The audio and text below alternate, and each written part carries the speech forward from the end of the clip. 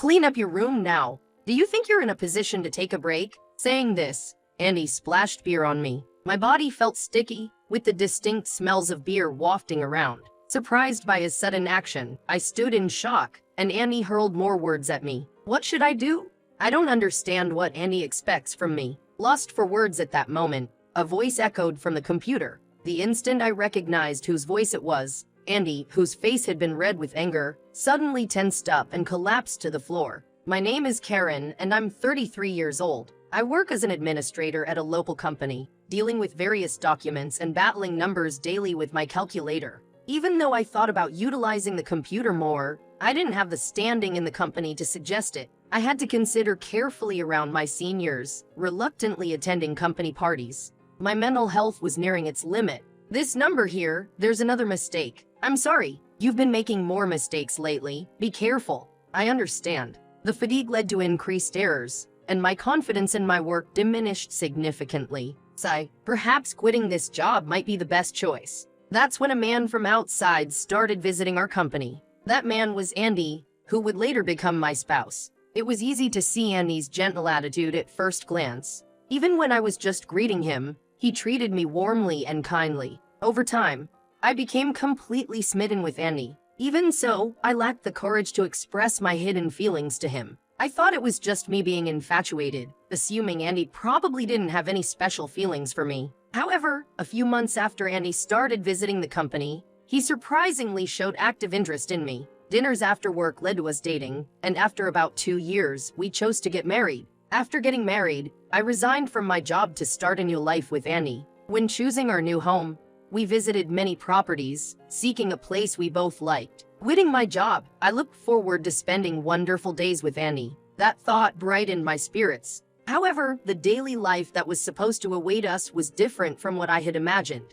A month after our wedding, I started sensing something off about Andy. Welcome home, Andy. You're back early. Yay? He didn't look at me and his greetings were curt. This behavior, so different from before, concerned me. Andy seemed out of spirits and slightly irritated. Are you okay? You look tired. Huh? Yeah. Whether it was fatigue or some other reason, his mood seemed different. At that time, I simply attributed it to exhaustion and didn't think too much of it. However, the next day and the day after that, Andy's behavior has still remained the same. Not only in his words and demeanor, but also in his actions, like coming home late without any notice. His attitude towards me gradually became more careless. I wondered, did I say something to upset Andy? I kept mulling over my own actions, words, and thoughts about Andy. While I was lost in these thoughts, time passed without any change. The situation dramatically shifted a few months after Andy began acting differently. Suddenly, Andy started hurling harsh words at me. One evening at dinner, without eating a bite, Andy said to me, "Karen, do you get it?" Get what? His statement was so abrupt and lacking a clear subject that I didn't know how to respond. I asked Andy to clarify what he meant. Without hesitation, he replied, "Your cooking tastes awful." Awful? Really? Yeah. Haven't you noticed? I wish you knew how I feel, having to eat such durable food every day. Throughout our relationship, I frequently cooked for him, but he had never criticized my cooking like this before. Andy used to enjoy the meals I made, often expressing his appreciation. So, the thought that he found my cooking unpalatable was completely unexpected. But you used to enjoy my cooking, I remarked. Did I? Witnessing my surprised expression, Andy burst into laughter. Once he finished laughing, he left his knife and fork on the table, then headed to the bedroom. Staring at the untouched food in front of me, I was overwhelmed with mixed emotions. I paused, reflecting on Andy's words. Was he silently enduring my food all this while, or has my cooking skill got worse? No matter how much I pondered, I couldn't reach a satisfactory conclusion. But one thought crossed my mind, considering Andy's recent behavior and his remarks. Perhaps he doesn't love me anymore. I used to think he was just tired, but his recent actions are clearly excessive. The person Andy who I knew would have been upfront if he felt tired or upset. That must be it. If that's the case, I can't help but think I must have done something to offend him. However, I can't recall doing anything of the sort. My doubts about Andy grew. 2 more months passed. Andy became even colder. The warmth and kindness he showed when we were dating disappeared entirely. He began to snap at me daily, showing his irritation over tiny matters. Did you even clean? What? Clean? Yes. The bathroom isn't clean. The living room is a mess too. I always try to keep the house clean. I vacuum and organize my home every day and do my best to maintain it. I wonder how much more cleaning I need to do to satisfy Andy. What should I really do? As I wallow in disappointment, Andy showers me with even more criticism. Of all the hurtful words, what stung the most was, why did I ever marry a woman like this? Was his past love for me just an illusion? I felt tears trickle down my cheek at the thought. Wait, are you crying? Hope that's not just an act. Previously, he would have comforted me. Now, all he offers are these cold words. Andy scoffed and headed to the bedroom. We used to share the bed, but lately I've been sleeping elsewhere more often. The living room sofa has become my bed. I've felt belittled and ignored by Andy. Yet, I lacked the courage to end our relationship. I still believed in him somewhere deep down. Unfortunately, my feelings went unnoticed, and Andy's behavior only worsened. Hey, where's the food? He'd ask, only to criticize it next, saying, who can even eat this? I've suggested eating out several times, but he never agreed. He never told me why. The moment he returned from work, he'd complain about the dirt at the entrance or the state of the bathroom and demand food with sharp words. When I noticed the change in his behavior, I tried to pinpoint the cause. But eventually, I realized he was probably just using me as an outlet for his stress. The inconsistencies in his actions and the way he vented had come to that conclusion. I understand working somewhere can be tiring for Andy, but I'm not a robot. Constant complaints take their toll on me. Andy, I need to talk to you about something, I said with determination. I'm stressed from always hearing complaints from you. I know work tires you out, but taking it out on me isn't fair. He looked at me, surprised. What are you talking about? I mean every word. Every time you come home from work, you lash out at me. But I'm doing my best too. He smirked as if mocking my words. But the moment I finished speaking, his face turned red with rage. You're just a housewife. But the house isn't even clean, and your cooking is terrible. Why shouldn't you get complaints? I can't stand seeing you so relaxed. If there's a specific problem, tell me. I'll try to improve. No point telling you won't change anything. You should figure out what you're doing wrong. He kept dodging my questions. From this conversation alone, it was clear he only saw me as an outlet for his stress. Expressing my feelings only made our relationship even more strained. The words grew harsher and the cold attitude became more prevalent. The happy times were now a thing of the past. I longed for those moments in silence, as my sighs only grew deeper. Amidst such days, I received a call from an unexpected person. It was from my mother-in-law. We don't usually communicate so often, so I was curious and answered the phone. Hello? Karen, how have you been? I could feel the warmth in my mother-in-law's voice even through the phone. After a bit of chit-chat, she made a proposition. Wait, handmade crafts? Yes, Karen. Didn't you say that you create handmade items? I became interested in it. Would you be willing to teach me? Actually, I had been enjoying handmade crafts as a hobby. I would gather materials and tools and immerse myself in the work whenever Andy was not around. I remembered to tell this to my mother-in-law once, but hadn't expected her to remember. Of course, I'd love to. That conversation led to us speaking more frequently over the phone. At first, it was just regular calls, but as we wanted to show our works and explain the materials in detail, we started video calling. Though we don't live too far apart, it's a little bit hard to visit each other regularly. At the agreed upon times, I'd sit in the room filled with my crafting tools, and we'd craft while video chatting. The weariness of my heart, caused by Andy's behavior, felt somewhat eased during these chats with her. How has Andy been lately? I rarely hear from him, so I'm curious. Oh, he's fine. That's good to know. I hadn't shared the recent troubles with Andy with my mother-in-law. I didn't want to worry her. Our time together allowed me to forget about him for a while. Andy remained the same, and I continued to struggle with that, but I kept that hiding from her. However, one day a few weeks after we started video calling, an unexpected thing happened. After I prepared food and cleaned the house, I was video chatting with my mother-in-law. Suddenly, the door slammed open. Andy?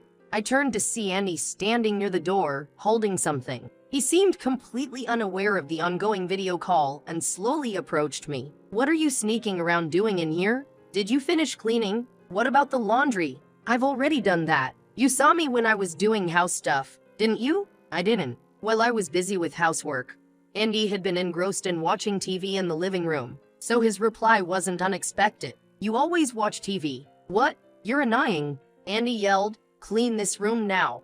Do you think you can just take a break? And then he threw something he had been holding at me. I realized something immediately. The smell. It was beer. My clothes were soaked with beer and became sticky. Andy, looking amused at the scene. From this sudden accident, I was so shocked that I lost my words. Once you understand, get on with the task. Then, he kicked the books that were piled nearby. Andy's displeased laughter echoed throughout the room. I said nothing, just staring at the books that had been drenched with beer. At that moment, an unexpected voice rang out. Is that all you want to say? From the direction of the computer, a familiar male voice sounded. Wait, Dad, the voice was Annie's father. My father-in-law. What are you doing? I saw everything, yelling at Karen and even throwing beer at her.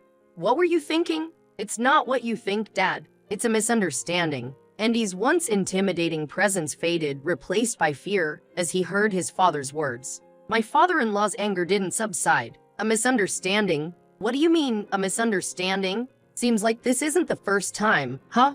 Aya? What were you thinking? When did you become like this? My father-in-law seemed to be disappointed. Surely, it's surprising to see your own child act this way. With Andy being silent beside me, my father-in-law made me an offer. Karen, would you come over to our place? Now? Right away?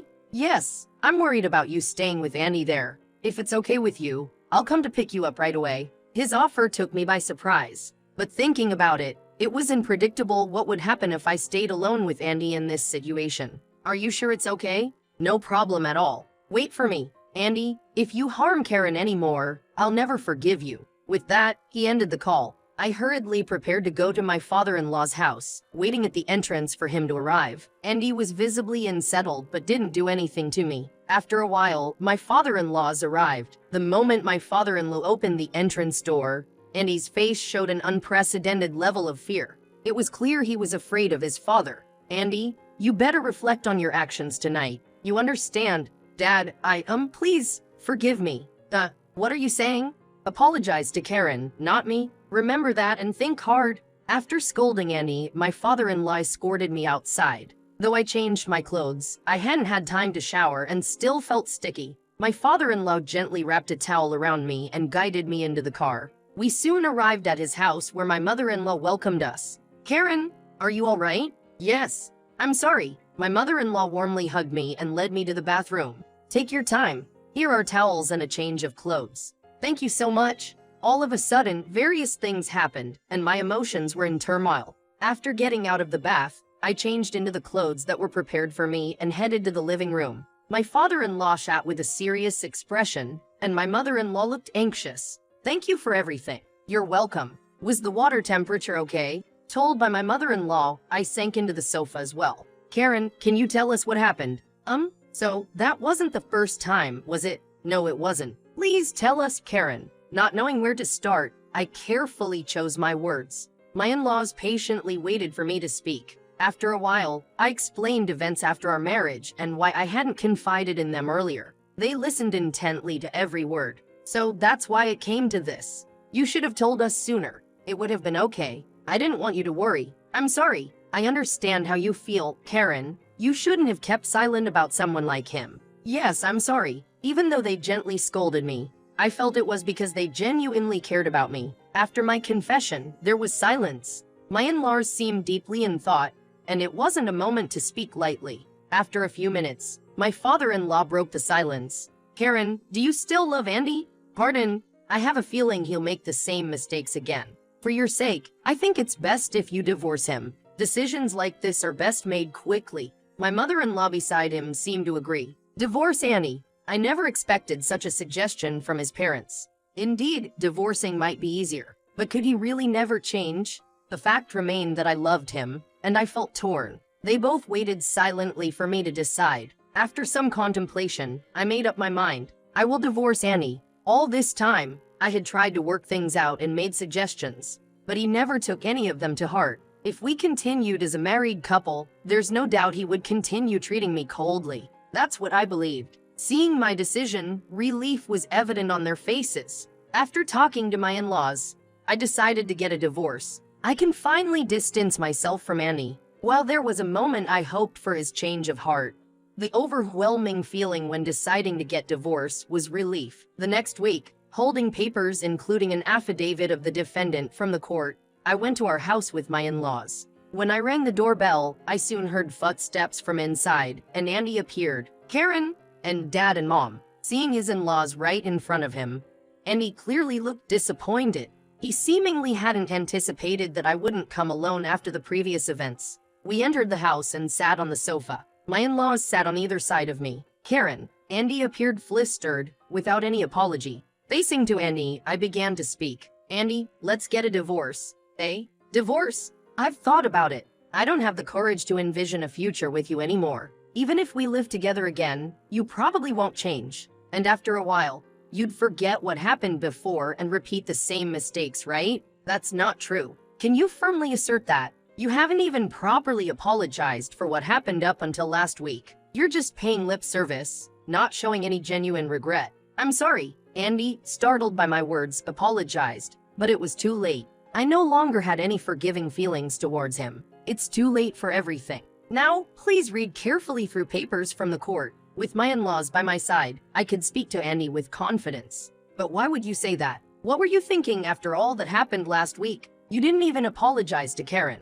It seems you never even imagined the possibility of divorce. If you understood the gravity of your mistakes, you wouldn't be so shocked by the mention of divorce. Yes, I realize I did something wrong, but it's not serious enough for a divorce. You thought it wasn't serious enough. Really? That's unbelievable. In my words, Andy seemed to freeze again. His earlier assertiveness was gone. In the end, although he looked troubled, Andy agreed to divorce. Not once did he express genuine remorse. By the way, as I packed my things to leave the house, I posed a question.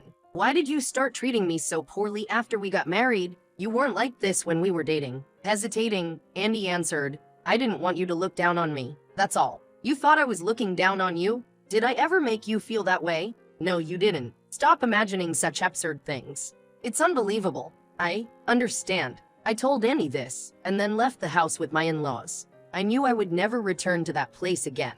I loved our house, so I felt a tinge of sadness. After finalizing the divorce, I stayed with my in-laws. Being a housewife made me not enough money to start a new life alone. My in-laws offered for me to stay with them. At first, I felt uneasy, but as time passed, I got used to the new life and started to enjoy doing handmade crafts with my mother-in-law. Throughout that time, I kept receiving messages from Andy, who seemingly couldn't let go. However, after my father-in-law relayed a message from my phone saying, I'm cutting ties with you, the communication from Andy stopped entirely. I suspect he hadn't anticipated that I'd be living with his parents. Maybe he thought that by keeping in touch after our divorce, we could get back together again. It felt like he was looking down on me. It confirmed that my decision not to continue our married life was the right one. I'm genuinely grateful to my in-laws for suggesting the divorce. A year has passed since the divorce, and while working part-time, I lead a fulfilling life on my own. I felt bad about relying too much on my in-laws,